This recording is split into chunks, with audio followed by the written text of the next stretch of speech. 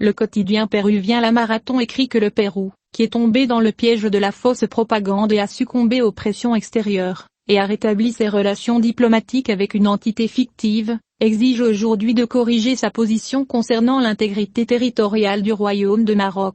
L'auteur de l'article, Ricardo Sánchez Serra, a souligné que le ministère péruvien des Affaires étrangères doit corriger sa position afin qu'il ne continue pas à perdre des voix dans la communauté internationale et à faire des pays amis ses ennemis. Sánchez Serra a écrit que de loin, on reçoit des nouvelles anormales et des informations biaisées, ainsi que des informations idéologiquement enveloppées sur le Sahara marocain lorsque l'on parle d'une république à Tindouf, qui n'existe certainement pas sur le terrain, car elle n'a pas les conditions nécessaires à être un État, selon le droit international. Dans ce dossier spécial publié par le quotidien La Razón, Sánchez Serra, qui est également vice-président de l'Union péruvienne des journalistes, a témoigné de la réalité de Tindouf, en Algérie, où environ 50 000 Sahraouis sont détenus par le Front Polisario, avec la bénédiction de l'Algérie. Il a ajouté que les détenus vivent dans des conditions inhumaines, depuis plus de 45 ans, sans eau, sans électricité, sans travail, sans liberté et sans espoir de vie,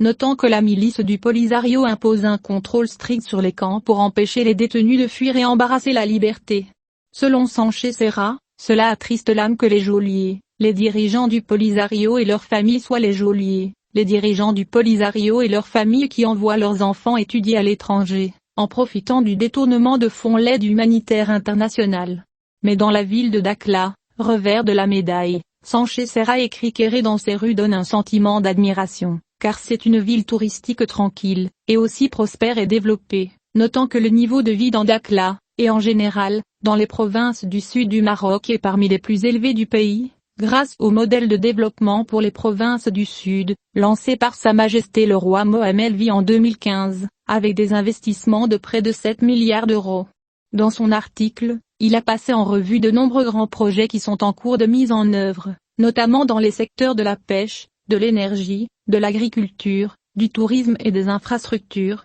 soulignant que de nombreux consulats ont été ouverts à Dakhla, ce qui indique l'importance dont jouit la ville dans la région, à tous les niveaux, notamment commerciaux. Le projet du port de Dakhla deviendra bientôt le meilleur port africain sur l'océan Atlantique, car il offrira des zones industrielles qui stimuleront la croissance économique et offriront des opportunités d'emploi à des milliers de personnes dans la région, en plus d'être une plaque tournante pour les relations entre le Maroc et Afrique. Sánchez Serra a conclu dans son article en posant des questions auto-réponses. Si vous étiez Sahraoui, où aimeriez-vous vivre? Dans le désert marocain, en liberté, dans votre pays, et entre votre famille et vos proches? Ou à Tindouf, dans l'esclavage, dans un pays étranger, sans espoir, et sans liberté?